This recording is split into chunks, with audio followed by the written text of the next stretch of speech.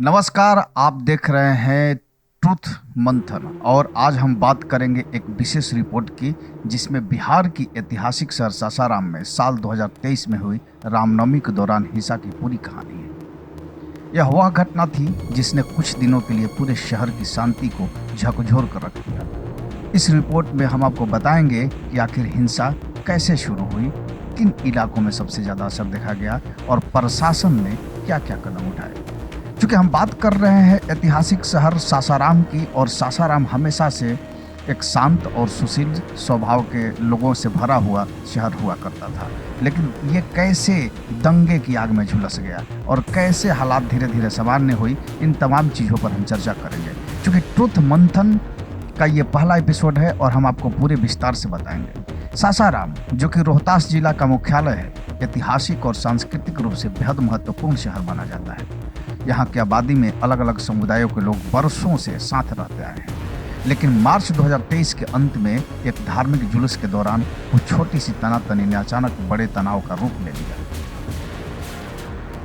घटना की शुरुआत 30 मार्च 2023 को हुई। उस दिन पूरे देश की तरह सासाराम में भी रामनवमी का जुलूस बड़े उत्साह से रामनवमी का त्यौहार मनाया जा रहा था। शहर के अलग अलग इलाकों से रामनवमी के शोभा यात्रा जुलूस निकाल रहे थे। इन जुलूसों में बड़ी संख्या में लोग शामिल थे। हर साल होता है, ये आज नई बात नहीं थी, ये पहले से ये चीज़ें होती आ रही थी और लोग ढोल नगाड़े के साथ नृत्य करते हुए, झूमते हुए धार्मिक गीत चल रहे थे और लोग उत्साह के साथ आगे भी बढ़ रहे थे। शाम के समय जब एक जुलूस शहर के संवेदनशील इलाके शाहजुमा के पास पहुंचा, तभी माहौल अचानक तनावपूर्ण हो गया।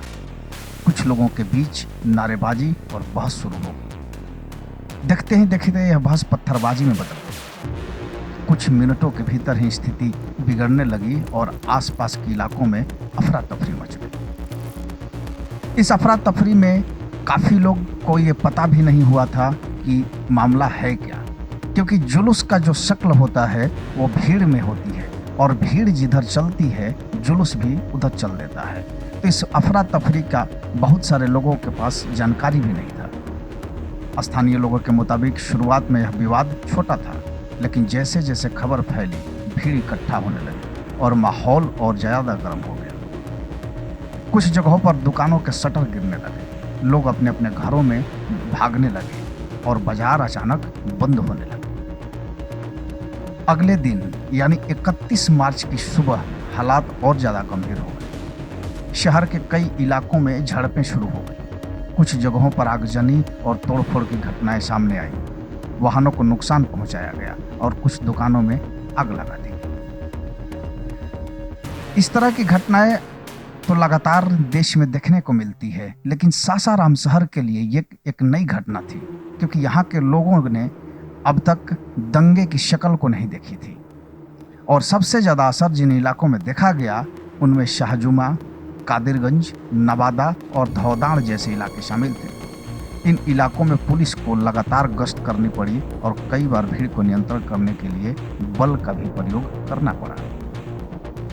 ये तमाम जब घटना हो रही थी तब उस भीड़ की शक्ल को ये पता भी नहीं था कि इसका खामियाजा क्या होने वाला है और ये शक्ल थी भीड़ की वो किस ओर बढ़ रही है। घटना की सूचना मिलते ही प्रशासन हरकत में आ गई और जिले के अधिकारी और पुलिस बल तुरंत मौके पर पहुंचे। स्थिति को नियंत्रण में रखने के लिए पूरे शहर में अतिरिक्त पुलिस बल तैनात किया गया। प्रशासन ने तुरंत कई सख्त कदम उठाए। शहर के संवेदनशील इलाकों में धारा 144 लागू कर दी गई ताकि 4 या उससे ज़्यादा लोगों को एक साथ इकट्ठा होने पर रोक लगाई जा सके। इसके साथ ही अफवाहों को रोकने के लिए इंटरनेट सेवाओं को भी कुछ समय के लिए बंद कर दिया गया और यह घटना सासाराम ने पहली बार देखा, जहां इंटरनेट शुरू होने के बाद पहली बार इंटरनेट सेवा को बंद किया गया। पुलिस और अर्धसैनिक बलों ने शहर के अलग अलग इलाकों में फ्लैग मार्च किया। फ्लैग मार्च का उद्देश्य लोगों में विश्वास पैदा करना और यह संदेश देना था कि प्रशासन पूरी तरह से स्थिति पर नज़र बनाए हुए है।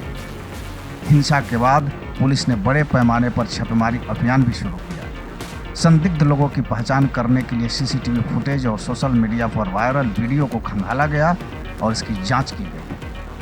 इन जांचों के आधार पर कई लोगों को गिरफ्तार भी किया गया। क्योंकि सासाराम में अलग अलग समुदाय के लोग आपस में मिलकर रहते हैं और आपको कभी ऐसा महसूस भी नहीं होगा कि यहाँ पर आपसी रंजिश हो सकती है, सामुदायिक हिंसा हो सकती है या दंगे भी भड़क सकते हैं। लेकिन हुआ। बहरहाल जांच के दौरान पुलिस ने दर्जनों लोगों के खिलाफ मामले दर्ज किए, कई आरोपियों को गिरफ्तार किया गया और उनसे पूछताछ की गई। प्रशासन का कहना था कि जो भी लोग हिंसा में शामिल पाए जाएंगे उनके खिलाफ कड़ी कार्रवाई की जाएगी। इसी मामले में पूर्व विधायक जवाहर प्रसाद की भी गिरफ्तारी हुई। जी हाँ, मैं आपको बता दूं कि सासाराम के जो पूर्व विधायक जवाहर प्रसाद हैं वो लगातार 5 बार के विधायक रहे हुए हैं और उनकी भी गिरफ्तारी हुई। उनकी छवि हिंदुत्व के नेता के रूप में की जाती है और बीजेपी के विधायक हुआ करते थे। उन पर आरोप लगाया गया कि उन्होंने कथित रूप से भीड़ को भड़काने वाले बयान दिए थे। उनकी गिरफ्तारी के बाद राजनीतिक हलकों में भी काफ़ी चर्चा शुरू हो गई। इस घटना के दौरान कुछ लोगों के घायल होने की खबर भी सामने आई। कई घरों, दुकानों और वाहनों को नुकसान पहुंचा। हालांकि प्रशासन ने जल्द ही कार्रवाई करते हुए स्थिति को और ज़्यादा बिगड़ने से रोक लिया। दंगे के बाद पुलिस ने लगातार कई दिनों तक सर्च ऑपरेशन चलाया और इस सर्च ऑपरेशन में उन इलाकों में किया गया जहां पर संवेदनशील माना जाता है। जो इलाके अब तक महफूज थी इन इलाकों को संवेदनशील घोषित कर दिया गया और इसमें रात दिन गश्त की गई और लोगों से शांति बनाए रखने की अपील की गई। प्रशासन ने दोनों समुदायों के लोगों के साथ बैठकें की ताकि आपसी संवाद के जरिए तनाव को कम किया जा सके। सासाराम के लोग इस चीज़ से अनजान थे कि ये घटना कैसे हुई, किसने की, शुरुआत कैसे हुई, किन बातों को लेकर के इस पर ज़्यादा जोर दिया गया। हालांकि इस पर से प्रशासन ने भी कुछ कहने से बचती आ रही है अब तक, लेकिन जो बैठकें हुई उसमें स्थानीय सामाजिक और धार्मिक नेताओं को भी शामिल किया गया। सभी ने मिलकर लोगों से शांति और भाईचारे की अपील की। धीरे धीरे हालात सामान्य होने लगे और बाजार फिर से खुलने लगे। हालांकि इस घटना का असर कुछ दिनों तक शहर के माहौल पर बना रहा। लोग सतर्क थे और पुलिस भी पूरी तरह चौकन्ना रहा। पुलिस ने सुनिश्चित किया कि आगे किसी भी तरह की अफवाह या उकसावे की घटना तुरंत रोकी जाए और उसके लिए वो तमाम तरह के हथकंडे अपनाने को भी तैयार हो गया। तो सासाराम की इस घटना ने एक बार फिर यह दिखाया कि छोटी सी घटना भी अगर समय रहते नियंत्रित न हो तो वह बहुत बड़ी समस्या का रूप ले सकती है। लेकिन प्रशासन की सूझबूझ और त्वरित कार्रवाई और स्थानीय लोगों के सहयोग से इस बड़े से घटना को रोक लिया गया और स्थिति को नियंत्रण में कर लिया गया। आज सासाराम फिर से सामान्य जीवन की ओर लौट गया है, लेकिन बाजारों में रौनक वापस आ गई है। लोग अपने अपने कामों पर हैं, अपने कामकाज में व्यस्त हैं और शहर में शांति का माहौल है।